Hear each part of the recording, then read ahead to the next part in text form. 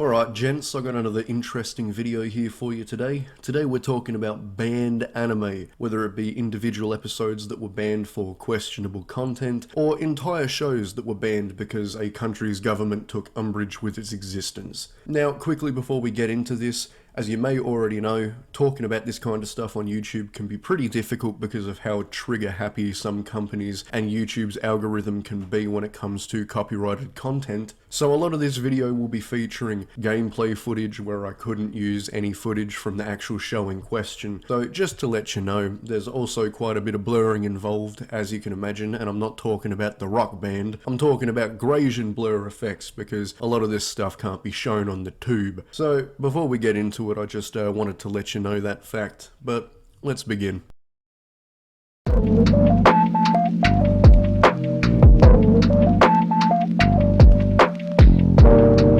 I thought it was fitting to include this show's banned episode because my YouTube logo actually features a character from this show, and I'm a pretty big fan of it myself.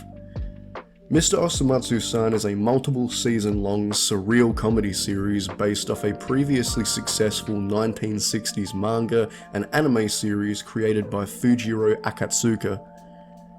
The show revolves around the contained skits and episodic stories of the Matsuno family brothers, a group of 6 almost identical looking brothers who in this adaptation are unemployed stinky neats with individual character traits such as gambling addictions, perversion and greed. The show began airing in 2015 and continues to this day, with its most recent season being released as recently as October of 2025. The show's comedy style is very episodic and contained, and focuses on more adult humour, usually revolving around the plights of the brothers being helplessly unemployed virgins. While Osomatsu-san has been controversial on occasion for its style of humour, the very first episode of the show got banned for reasons outside of its sometimes boundary-pushing comedy. The very first episode was banned from streaming and TV broadcast due to violating Japanese copyright laws surrounding intellectual property theft and parody.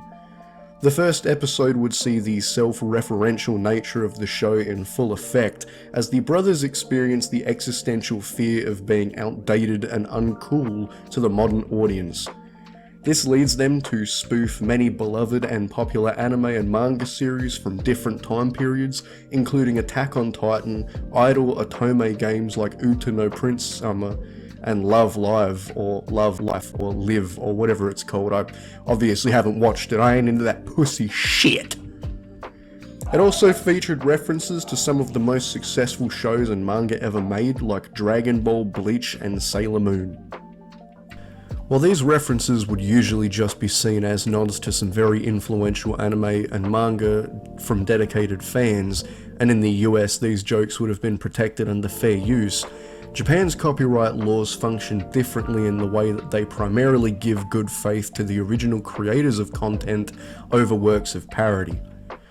Under Article 20 in Japanese copyright law, specifically regarding right of integrity, it states, "The author of a work has the right to preserve the integrity of that work and its title, and is not to be made to suffer any altercation, cut, or modification thereto that is contrary to the author's intention." Because of the amount of referential jokes and recreations of different, already existing anime art styles and scenes, the first episode was pulled from air and was later replaced with an entirely new episode entitled Episode 3.5. I always found the first episode being banned quite interesting, as anime of many kinds are well known to frequently parody other shows and other stories. Despite the issue early on the show's run, it still continues to occasionally parody other anime and games, and also chooses to parody American media like the Saw films.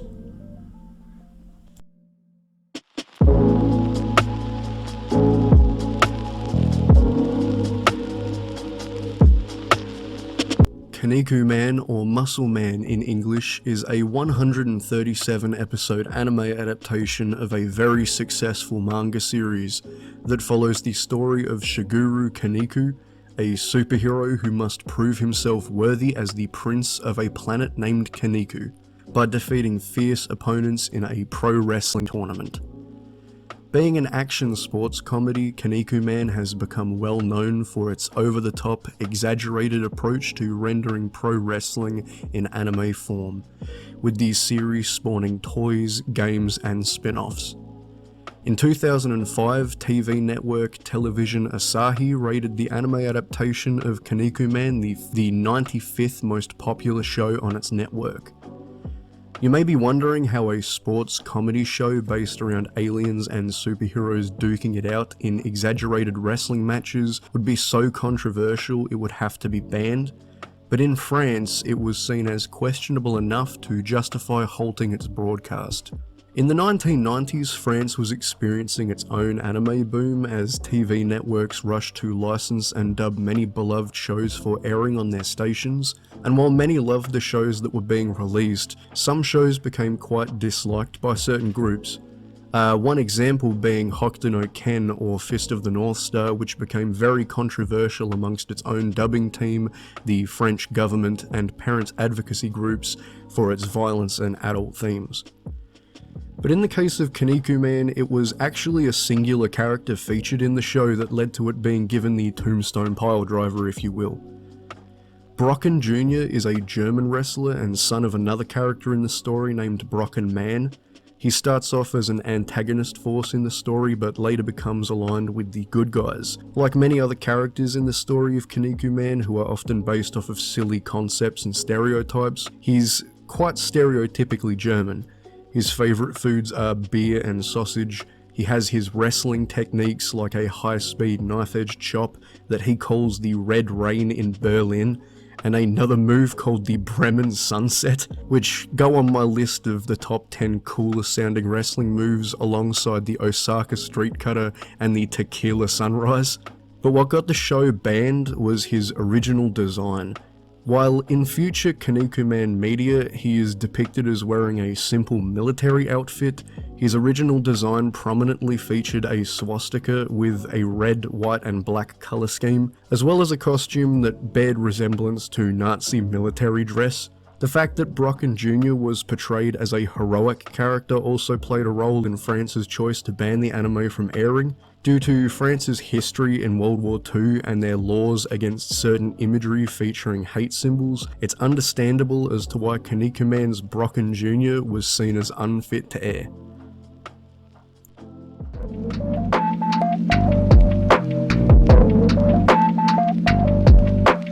So this one's a bit of a weird one. Hetalia Axis Powers is a political satire comedy show that ran for 164 episodes and saw the countries of the world, usually the ones that participated in the Second World War, personified as usually cute boys.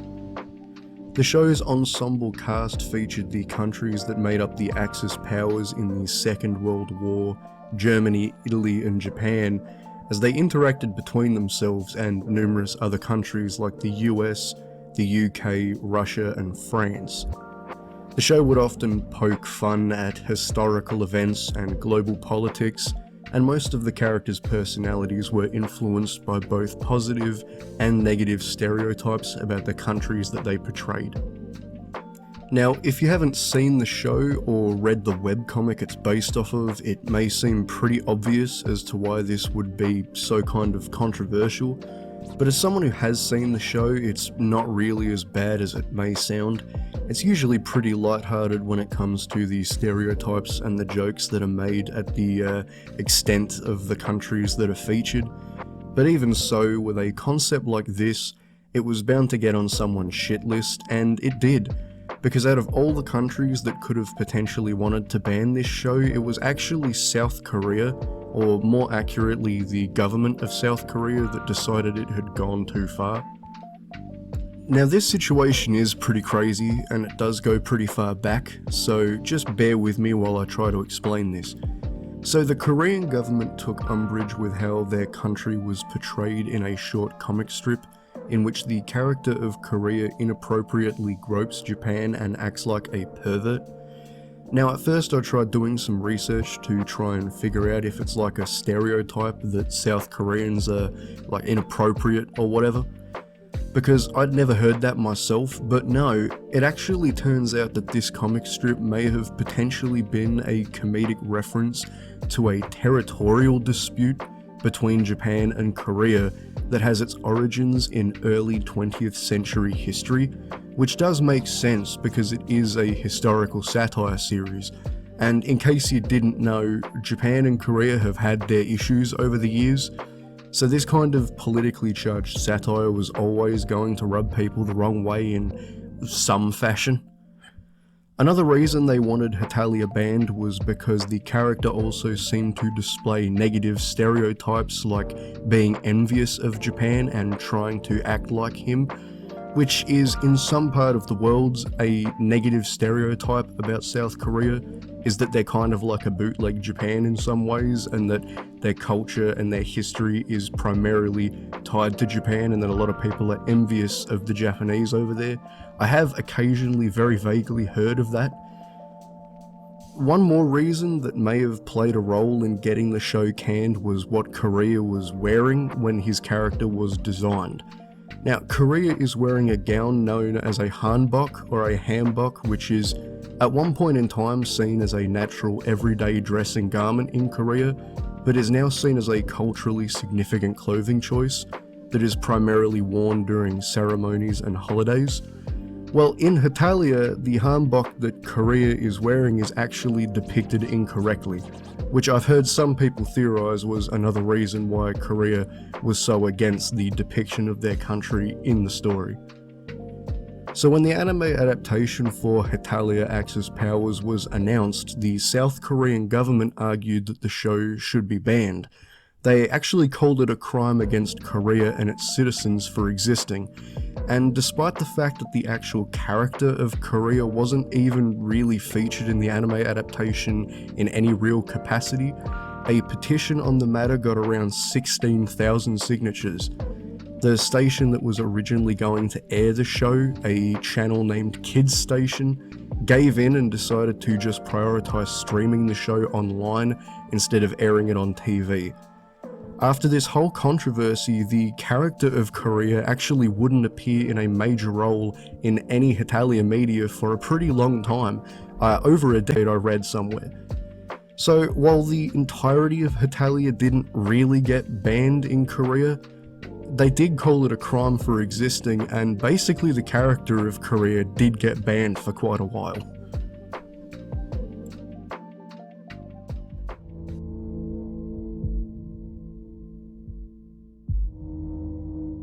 Midori, the girl in the flower, or Shoujo Tsubaki Midori, is probably one of the more infamous banned anime to feature on this list, as its use of sexuality, themes of abuse, and psychological horror have led to continued debates about what should be allowed to be depicted in media and what should be protected under artistic expression laws. This was a 1992 anime film adaptation of a 1940s manga series and was directed by Hiroshi Harada, a man with quite a vast history in both directing and animation. The film follows the harrowing story of a 12-year-old girl named Midori who, after witnessing her mother's death, becomes a member of a travelling circus troupe full of people with physical deformities. During the film, Midori is exposed to a long list of brutal abuse at the hands of the circus freaks as her psychological state crumbles from her isolation from the outside world. The film depicts many unflinching instances of child abuse and also uses a very surreal visual style to represent hallucinations as the viewer witnesses her mind fracturing. The film is especially controversial due to its depiction of sexual themes, as the film never shies away from representing even the most depraved scenarios seen in the manga. Midori as a character is grounded in reality despite the crazy visual stylings of the film, which viewers of the movie have argued makes the abuse she is subjected to feel even more intensely repulsive. Without going too deep into the actual moments in the film that give it the reputation it has, you can probably already see why it would have turned some heads. In fact, the director of the film, Hiroshi Harada, had to produce a large amount of the film himself due to the fact that he couldn't find really anyone who wanted to take the risk of making it, and that also went for distribution, as no major companies and even no smaller companies really wanted to produce the film for him and distribute it. The film was refused release in Japan as its content was seen to violate obscenity laws and child protection laws due to the film's content. Although it had been screened at underground film venues and has also been known to be available in underground trading circles. The British Board of Films Classifications banned the uncut version of the film outright due to its content featuring child characters until 2008 when a censored version was created. It was entirely refused classification in Australia, which still remains the case to this day. However, the film is available in its uncensored entirety through specialty distributors in the US and Germany. A DVD copy of the film is also known to have originated from a small French DVD distributor who licensed the film sometime in the 90s.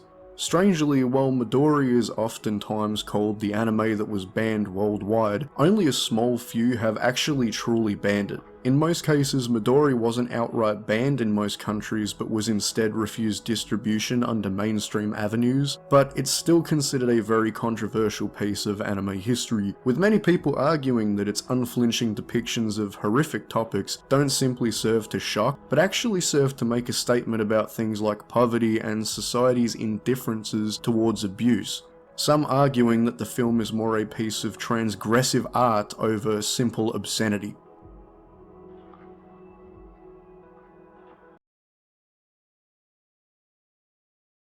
I'll keep this one brief. 2 volumes of the Akisora manga were banned in Japan, and the Akisora OVA adaptation was banned in Russia. I'm sure this video will perfectly illustrate exactly why. Incest, incest, incest's a good thing to do.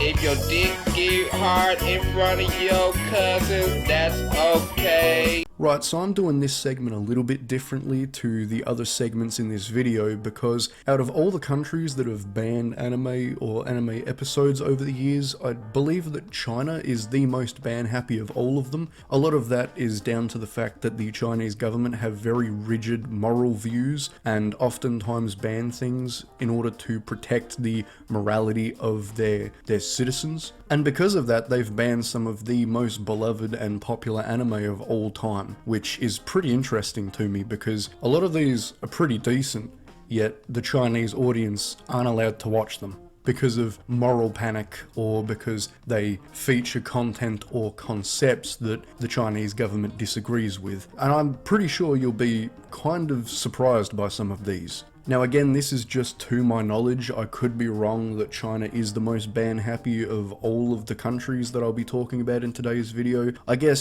someone could say, oh well, North Korea's technically banned more anime than China, but I don't really think that counts. So anyway, ladies and gentlemen, just for a little bit of lightening the mood after having to talk about Midori, welcome to the banned anime in China Thunder Round.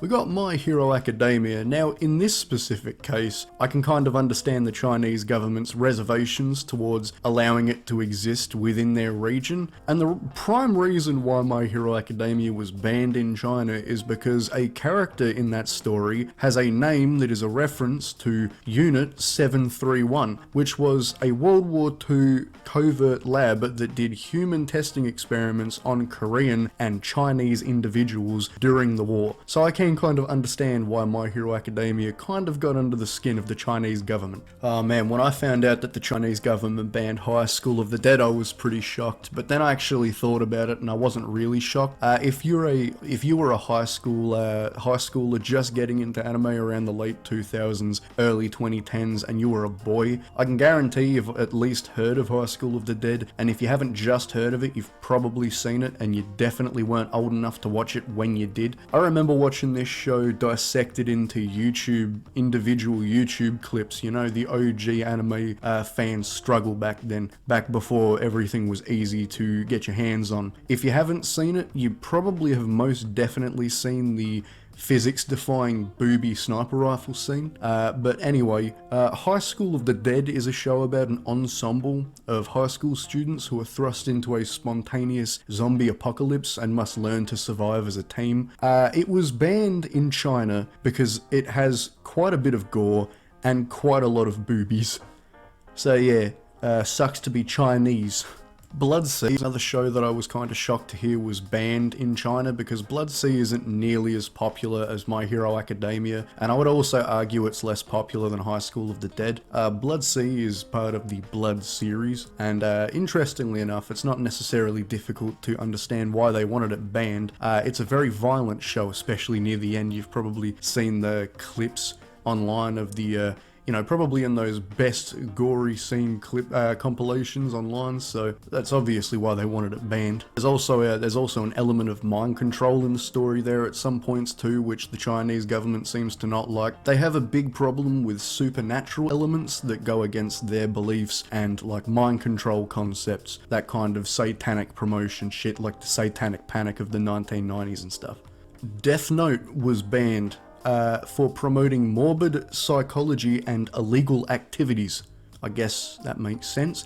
Attack on Titan was banned for violence and shock themes of rebellion. The Chinese government don't like that at all. Psycho Pass was banned in China in June 2015 by the Ministry of Culture because it was deemed to contain excessive violence, terrorism, and themes that distort mental health. In their words, they believe that minors would potentially be, be encouraged to incite criminal mischief and public disturbance. Elfen Lied is another show from the early 2000s that everyone from a certain time period seems to remember or seems to know. It's quite notorious, and yeah, it's also not surprising why it's banned. It's very violent, there's quite a bit of nudity. I mean, people are getting ripped in half by invisible arms, and there's a scene in the first episode that always used to make me laugh, where a dude gets his heart punched out of his fucking chest, and then it rolls down the chest of the guy behind him. Like, yes, it is very violent, you can understand. A phrase you'll hear a lot when researching the topic of anime that have been banned in China is crimes against public morality, which is a phrase used by the Ministry of Culture in a lot of these cases to justify banning these things, and one of the shows that expressly went against that was Black Butler. I almost said Bible Black, thank God I did not, I just did though. So anyway, Black Butler, there I go again, I nearly said it again.